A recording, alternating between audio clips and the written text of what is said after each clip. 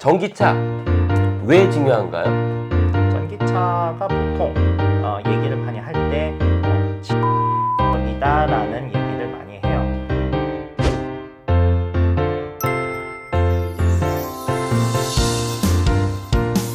그런데 차를 운전하는 것과 또 책을 쓴다는 건 사실 좀 다른 거잖아요. 예, 맞아요. 어떤 계기로 이렇게 책까지 쓰시게 된 거예요, 선생님? 예, 이게 또 재밌는 게 일단 전기차 생겼어요. 예. 이제 몰고 다녀야 되고 이걸 위해서 여러 가지 정보가 필요하죠. 그렇죠. 그래서 왜냐면 처음 나온 거니까 이게 예, 사실. 사람들 별로 아직 안 타고 다녔던 것이고 그래서 이제 뭐 충전은 어떻게 해야 되냐, 뭐 어떻게 어떤 요금을 가지고 언제 뭐 그런 뭐 이런 여러 가지 정보가 필요하고 뭐 구매할 때 어떤 단계를 거쳐야 되고 어떻게 하면 잘 타고 다니고 뭐 이런 여러 가지 정보가 필요한데 그걸 위해서 동호회 가입을 했는데 아, 동호회 가입을 하셨어요? 막상 들어가 보니까 자료가 없어. 제가 원하는 자료가 충분히 정리가 되어 있지가 않은 거예요. 아, 안 되겠다. 내가 정리해야겠다.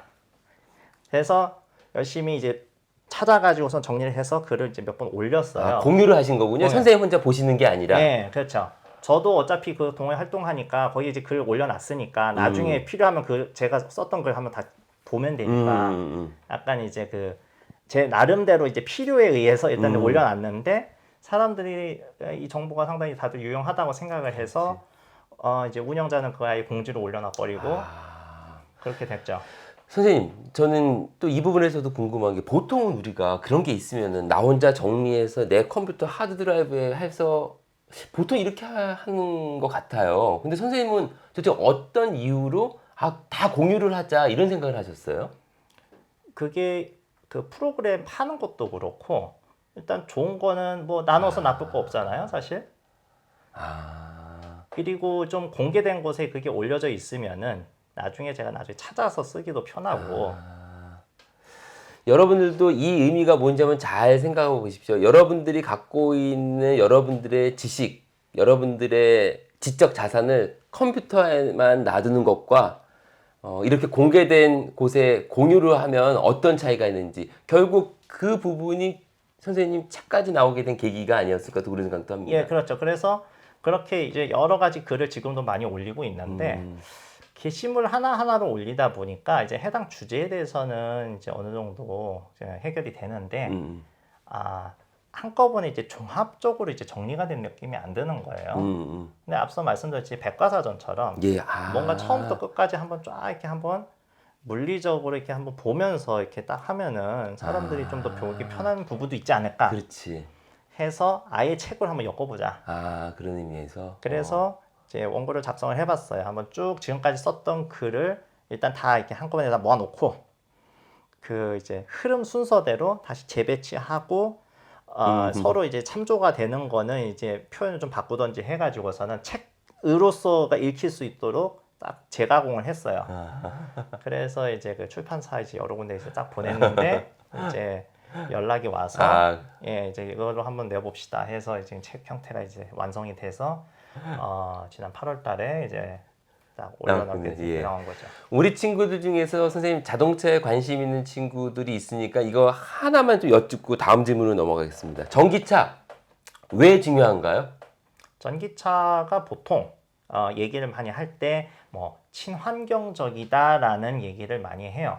근데 물론 그것에 대한 뭐 반박도 있고 여러 가지 이제 논쟁이 있을 수는 있다고 생각을 하는데 제가 이제 개인적으로 생각했을 때는 거기서 얘기하는 친환경이란 다른 게 아니고 도심의 대기 환경을 이제 개선을 한다는 거 그것이 일단 가장 크다고 봐요.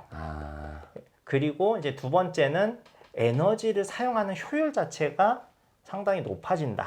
효율이 높아진다는 건 무슨 말이에요, 선생님? 즉 같은 에너지를 가지고 더 많은 일을 할 수 있다 이것이죠. 휘발유나 디젤을 넣는 것보다 예. 전기차를 활용하는 게 더 멀리 간다 이런 걸로 받아들이면 되나요? 그렇죠. 같은 에너지를 썼을 때 더 멀리 간다. 이게 상당히 중요하죠. 왜냐하면 에너지가 한정적인 문제도 있지만은 우리가 그래서 점점점 더 효율이 높은 식으로 에너지를 쓰는 식으로 지금 발전이 돼가고 있어요. 예.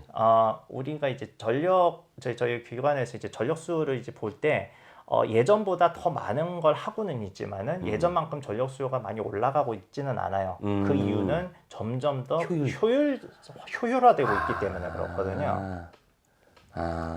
일단 그건데 일단 왜 그러면 전기차가 더 효율적이냐? 이거는 기본적인 원리상 그럴 수밖에 없어요. 그걸 잠깐 설명을 드리면 이래요. 우리가 이제 내연기관이 달린 자동차는 기름 담아가지고선 거기서 바로 엔진을 돌려가지고서는 동력을 만들어내서 간단 말이죠. 예.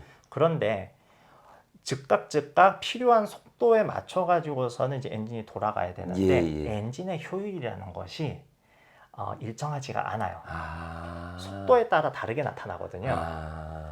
그러다 보니까 항상 꾸준히 최적의 효율로 운행을 할 수가 없어요.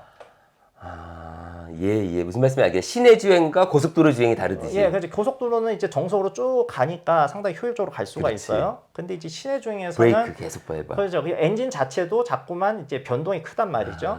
그리고 말씀하신 대로 브레이크를 밟으면은 그냥 에너지가 손실이 돼 버리잖아요. 근데 전기차는 그 모터를 발전기 모드로 돌려서 회생제동이라는 걸 하죠. 에너지를 다시 회수를 해요. 자기가 이제 운동 에너지가 다시 전기 에너지로 돌아와요, 그냥. 여러분, 제가 한번 여쭤볼게요. 선생님, 대학 때 전공이 뭐셨습니까? 제가 대학교 학부 때 하고 대학원 때 전공이 달라요. 예. 학부 때는 농업기계를 전공을 했어요. 농업기계. 예. 그리고 대학원 올라가서는 전력경제를 전공을 했어요. 전력경제요? 자동차랑은 관련이 없지 않습니까? 맞아요. 뭐 굳이 따지자면은 기계 쪽이 좀 있으니까. 약간 연관성이 있다. 그런데 이렇게까지 지식을 습득하게 된 것은 어떤 과정이었습니까? 이거는 일단은 전기 자동차가 어떻게 돌아가는지 자체가 궁금하니까. 이것도 호기심이잖아요. 호기심이죠. 정말 대단하신 것 같아요. 계속 찾아보신 거예요? 그렇죠. 왜 이렇게 되고 왜냐하면 이제 차를 몰면서 아까 말씀드렸듯이 이것에 대한 이제 여러 가지 논란도 있고 하다 보니까 정확한 자료를 한번 찾아보자. 그게 이제 제가 쓴 책에도 다 정리가 되어 있는데 이제 결론적으로는 다 따지고 봐도 어쨌든 간에 내연기관 차보다는 효율이 높다는 결론이 난 거예요. 그러니까 어떻게 된 거냐면은 일단 엔진단 자체에서 그런 식으로 효율이 높고 그리고 에너지가 전달 과정도 손실이 상대적으로 적어요. 그래서 이제 종합적으로 봤을 때 어쨌든 간에 이제 그렇게 되는 것도 있는데 아까 이제 그 이제 대기 환경 문제를 얘기를 하는 것이 우리가 내연기관 차를 끌고 다니면은 그 끌고 다니는 지점에서 매연이 나오죠. 그럼 이제 차들이 많이 있는 그런 도심의 차들이 이제 쫙 계속 매연을 뿜어내니까 요즘은 그래도 많이 나아졌지만 예전 생각을 해보시면은 도시 그 도로 근처 이렇게 다니면은 그 매캐 냄새. 맞아요. 지금 덜하지만 공해. 있지 않습니까? 예. 제가 요걸 특히 이제 느꼈던 것이 그 저개발 국가를 이제 한번 이제 방문하면 제가 이제 국제협력 담당이다 보니까 가끔씩 해외 출장을 가게 되거든요. 그러면은 이제 아프리카라던가 이런데 이제 가보면은 거기는 이제 대기 환경 규제 같은 것이 없겠죠. 전무한 상태 이제 차가 끌고 다닐 수 있으면은 다인 정도 수준까지 있으니까 진짜 심각하거든요. 진짜 다니기 힘들 정도로 이제 대기 상태가 안 좋아요. 이제 대도시는. 그런데 이제 어쨌든 간에 그런 상황인데 전기차는 일단은 몰고 다닌 그 지점에서는 아무것도 배출이 안 되잖아요. 그렇지. 그럼 차들이 많아도 대기 상태에 영향을 미치지 않아요.